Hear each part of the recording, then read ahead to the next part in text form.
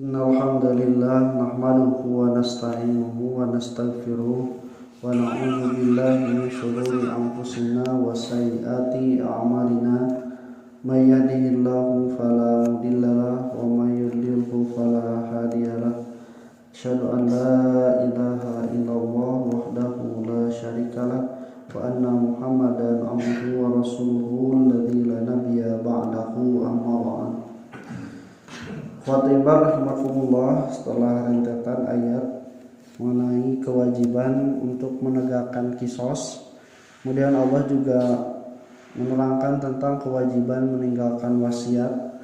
Nah, di ayat 183 Allah Subhanahu wa taala mewajibkan tentang ibadah saum. Allah Subhanahu wa taala berfirman, "A'udzubillahi minasyaitonirrajim. Ya ayyuhalladzina amanu kutiba alaikumusyamu kama kutiba alal ladzina min qablikum la'allakum tattaqun." Wahai orang-orang yang beriman, telah diwajibkan bagi kalian itu saum sebagaimana yang telah diwajibkan kepada orang-orang sebelum kalian. Mudah-mudahan kalian menjadi orang-orang yang bertakwa. Khotimah rahimakumullah, ayat ini diawali dengan kalimat munada, kalimat nida dan munadanya panggilan yang begitu mesra dari Allah Subhanahu wa taala pada orang-orang yang mengimani terhadap diri Allah Subhanahu wa taala zatnya dan mengatakan ya ayyuhalladzina amanu, wahai orang-orang yang beriman. Nah, perbedaannya di dalam Al-Qur'an untuk sebutan orang yang beriman itu ada dua. Ada dengan kalimat ya ayyuhalladzina amanu, alladzina amanu. Ada dengan sebutan al-mu'minun, bahkan dijadikan surat ke-23, surat al-mu'minun. Perbedaannya apa? Perbedaannya sederhana. Siga kieu we ai anu bisa lompat atlet lain. Atletiknya sanesnya sanes tukang nyanyi, nu bisa nyanyi penyanyi sanes tah gitu. Ai alladzina amanu mah anu bisa lompat. Ai anu al-mu'minun nama eta teh atlet, pelari. Atlet mah geus puguh eta teh bisa lompat da pagaweanana profesina. Tapi jama-jama anu disebut alladzina amanu mah hanya orang-orang yang beriman itu secara gelar. Mata anu soleh teh al-mu'minun atau alladzina amanu? Al-mu'minun. Mata tong jadi pak non, tong jadi ilmutan.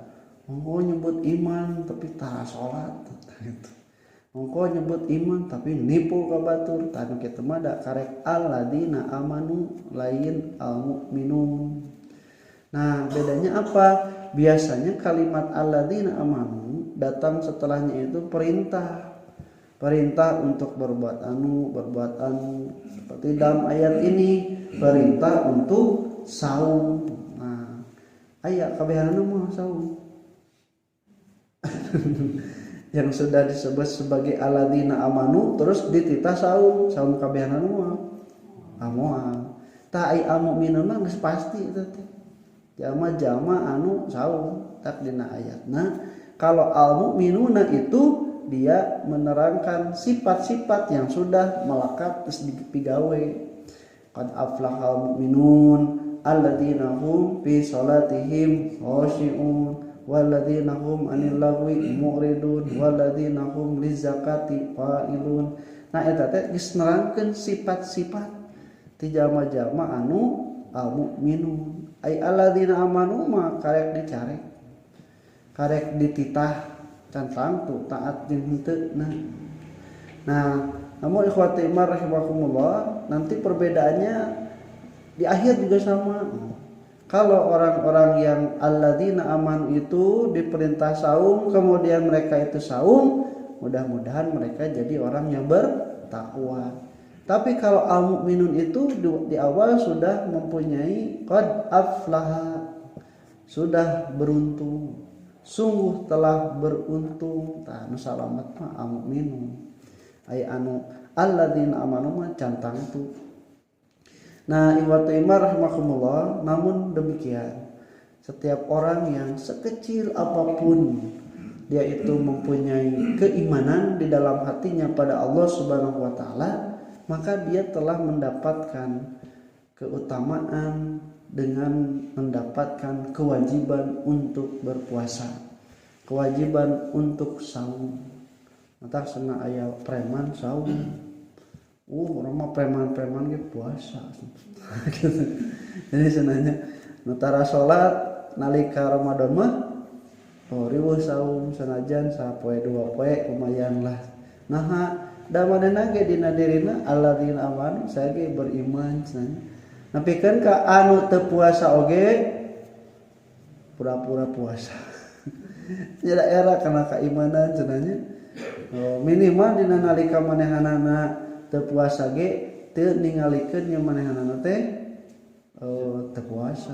Tak keningan nalika berang-berang ka rumah makan ditarutupan ngarantung suku tah eta teh cincirina da aya keneh keimanan dina teh. Da lamun geus teu iman mah teh era berenanya geus hareupeun we nangtang. Tah nu nangtang teu daek mah teh mah kudu diberesan ke pemerintah teh namun benar-benar nguruskan bahwa kedudukan antara saum, kedudukan antara kisos, sholat itu kewajiban semuanya yang harus diperhatikan karena Rasul mengatakan bunyal Islamu ala khamsin, dibangunnya Islam itu atas 5 perkara: syahadat, sholat, zakat, saum, ibadah haji.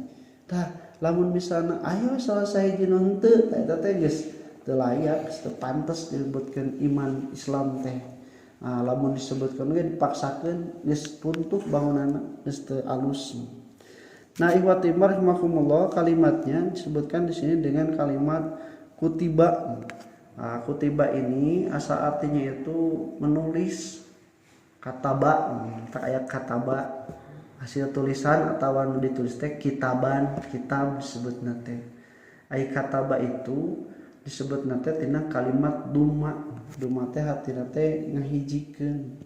Ya huruf B, terus we ditambahan A, terus ditambahan P, terus A, Bapak. Tah eta teh ngikatkeun huruf B kana A, P kana A kana P jeung kabehanana diikat ka harti we aya makna Bapak.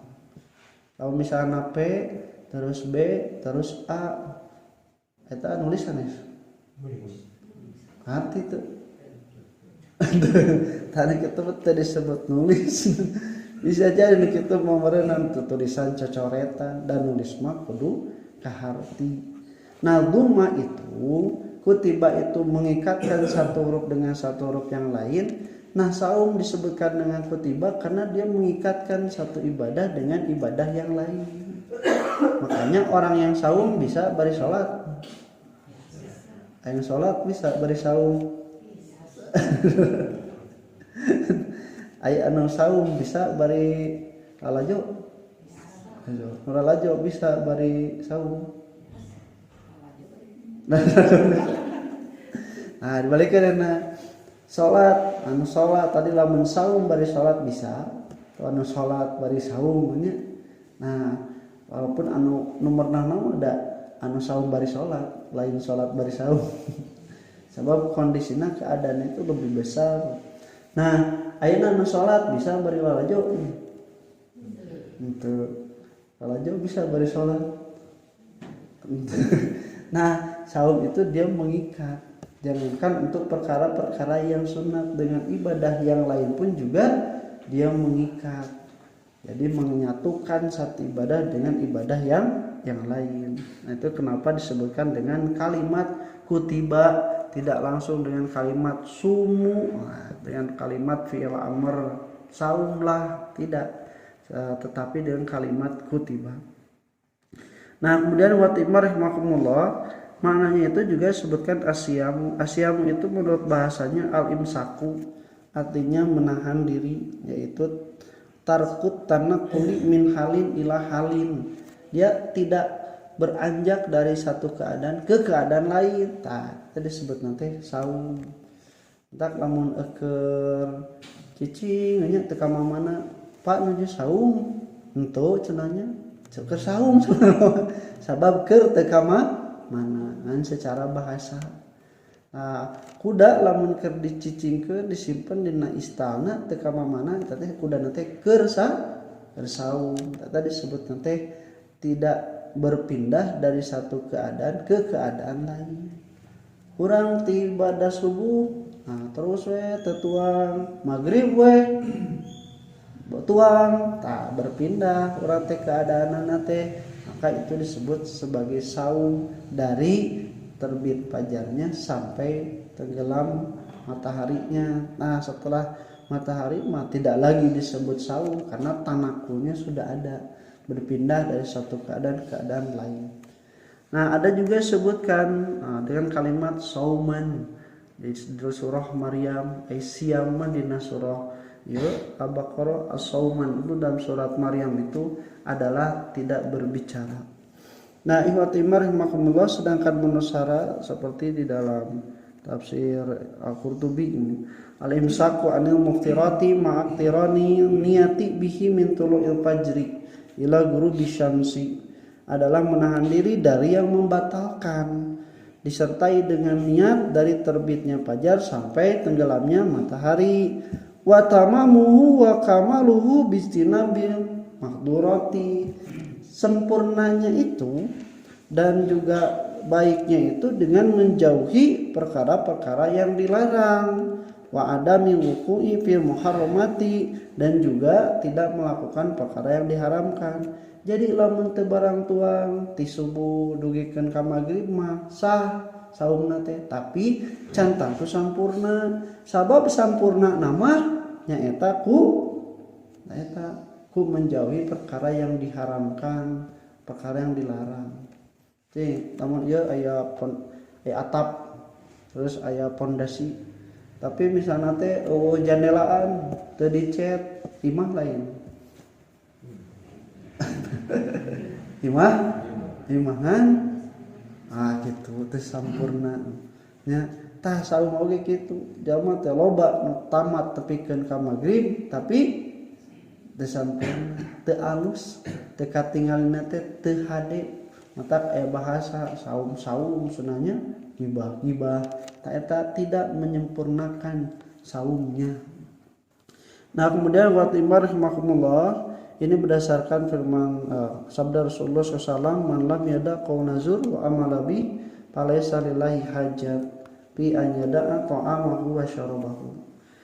Nah kemudian Fatimah rahimakumullah, ini disebutkan bahwa keutamaan saum itu adalah pahalanya itu khusus untuk Allah Subhanahu wa taala, walaupun semua pahala itu ditujukan untuk Allah Subhanahu wa taala, tapi saum ini dikhususkan. Yang dikhususkan itu kata Imam Al-Qurtubi, yang pertama karena saum itu dia menahan, dia nyangker karena syahwat jeung hawa nafsu yang tidak dilakukan oleh semua ibadah yang lain, apalagi dengan durasi yang sangat lama. Eta saum macam. Yang kedua, saum itu sirrun bainal abdi wa rabbihi, tidak diketahui kecuali oleh Allah dan hambanya. Jadi anu saum teu apaleun kecuali Allah dan hambanya, makanya jauh dari riya. Kemudian watibar rahimakumullah, ada kalimat kama kutiba alal ladzina min qablikum. Ini katakan dulu orang Nasrani itu juga sama diwajibkan saum Ramadan. Ramadan teh keur meujeuhna panas. Jadi berat saumna teh sarua sabulan diganti cenanya. Geusna Ramadan mah tong saum, ganti we karena musim semi, tah imah da tiis karena bulan Rabiul.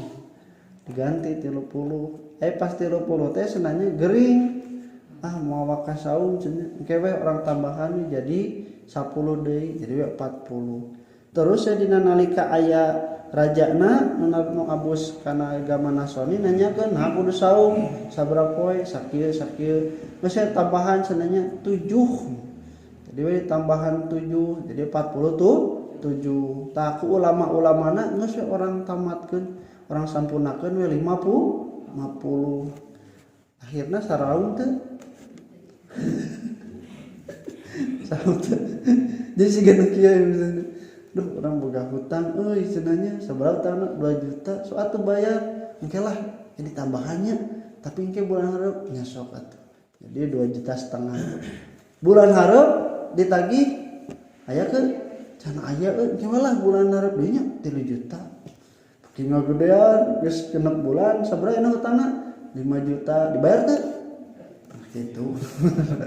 Jadi mata kurang teka tingali orang Nasrani parwasa nya da ngabung berat manehanana diwajibkeun sabulan terus embung sabulan terus ngupahan maneh cenah kayak rek ditambahan saya mah rek ditambahan tungtuna mah teu kalaksanakeun kabehanana nu wajibna. Nah, disebutkan la'allakum tattaqun karena yang disebut dengan saum itu adalah qahrin nafsi wa qahris syahwati, yaitu menahan diri dan juga memecahkan syahwat. Kenapa? Karena orang yang dalam keadaan lapar itu lemas dan dia keinginannya juga akan lebih terkendali ketimbang orang yang dalam keadaan tenaga gede, kemudian juga dalam keadaan jag-jag waring kasta gitu. Sanaos uwatimah rahimakumullah lamun kurang diemut mah kadang anu beuteung kosong nu gara diambek. Nah, kunaon nya eta kusabab tanagana teh dibeakeun sesakeun teh kusabab laparna. Tah ku Islam mah diatur. Jadi lapar teh lain supaya gede ambek tapi justru nahankeun ka ambek.